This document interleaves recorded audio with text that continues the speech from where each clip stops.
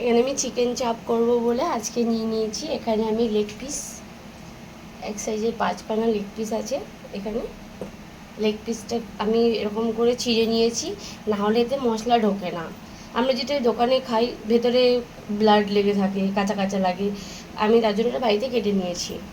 তার জন্য আমি এখানে নিয়ে নিয়েছি 2টো বড় সাইজের পেঁয়াজ পেস্ট করে নিয়েছি, রসুন বাটা, আদা বাটা, দই আর একটা পেঁয়াজ কুচিয়েছি দিয়ে দেবো। এগুলো আমি আগে থাকতে একটু মেখে নেব। এখানে নুন দিয়ে দিলাম,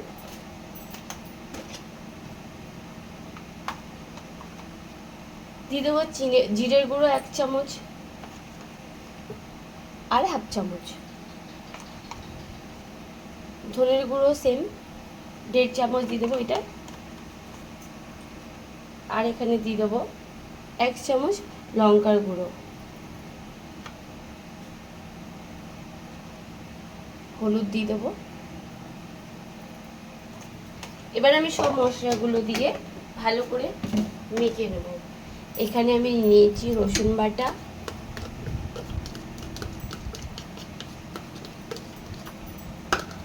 নিয়ে নিয়েছি আদা বাটা,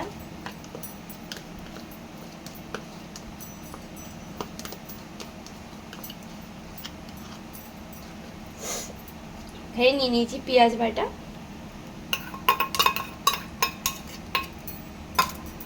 আর নিয়ে নিয়েছি বাটি, ছোট 1 বাটি দই, মানে 1 বাটি থেকে একটুখানি কম আছে, যেহেতু দইটা প্রচুর টক। এবার আমি এগুলোকে দিয়ে ভালো করে মিশিয়ে নেব।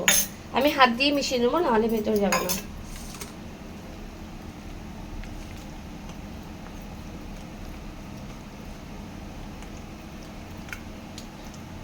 এতে আমি তেল দেবো না। আমি যে পেঁয়াজটা কুচিয়েছি, পেঁয়াজটা যখন তেল দিয়ে ভাজবো তখন আমি বেশি করে তেল দিয়ে দেবো। এরকম করে আমি মেখে রেখে দিলাম, কিছুক্ষণ রেখে দেবো।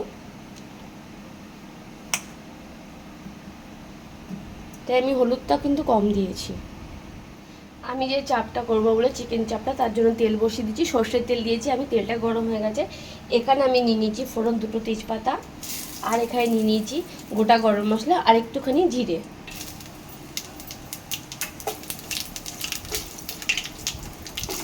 এটা আমি করে নিলে এখানে যে পেঁয়াজটা কুচিয়েছি পেঁয়াজটা দিয়ে দেবো।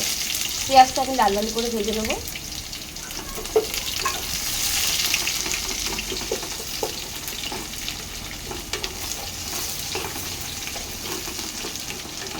আমি এখানে কোনো কিন্তু কালার দেবো না, আমি কালার ছাড়াই করেছি। পেঁয়াজটা আমি লাল লাল করে ভেজে নিচ্ছি। লাল লাল করে ভাজা হয়ে গেছে, দেখো হাফ ভেজে নিয়েছি আমি। এবার আমি যে টমেটোটা কুচিয়েছি টমেটোটা দিয়ে দেবো।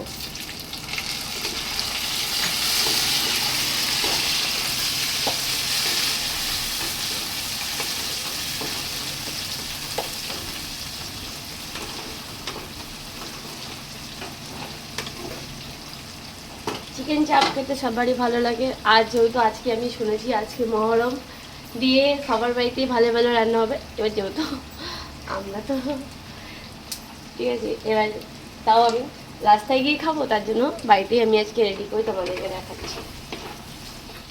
ঠিক আছে, এবার আমি যে চিকেন চাপটা মাখিয়ে রেখেছিলাম চিকেনটা, এই যে এবার আমি চিকেনটা দিয়ে দেবো।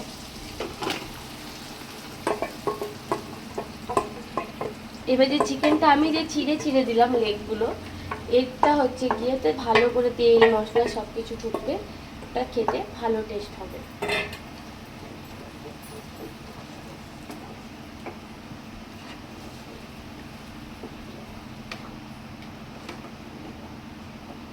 আমি এতে সব কিছু মিশিয়ে দিয়েছি, তুমি দেখেছো নুন সব কিছু দিয়ে দিয়েছি। এবার এটাকে আমি ঢেকে দেবো।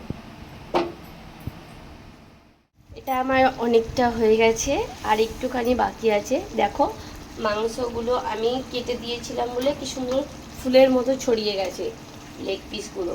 এই দেখো এতে তেল মশলা সব ঢুকে গেছে। এবার আমি এটা আরেকটু নাড়িয়ে চড়িয়ে নামিয়ে দেবো।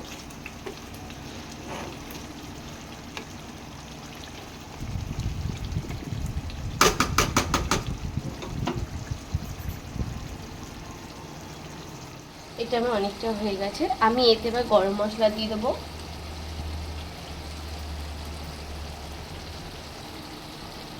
চিকেন চাপটা আমার হয়ে গেছে। এবার এটা আমি গরম মশলা দিয়ে দিয়েছি। এবার এটা আমি একটু দিয়ে নামিয়ে নেবো।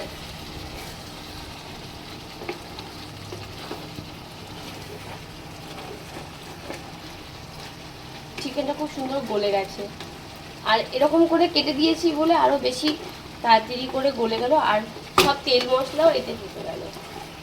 না হলে ওই যে আমরা যেটা খাই ওটা চিকেনটা যখন আমরা কামড়াই না, ওর ভেতর থেকে দেখা যায় যে ব্লাড দেখা যায় আর একটা বাজে গন্ধ ছাড়ে। তার জন্য এই দেখো চিকেনটা কি সুন্দর হয়েছে, যেন মনে হচ্ছে সেই ফুল ফোটার মতন আমি করে দিয়েছি এটাকে।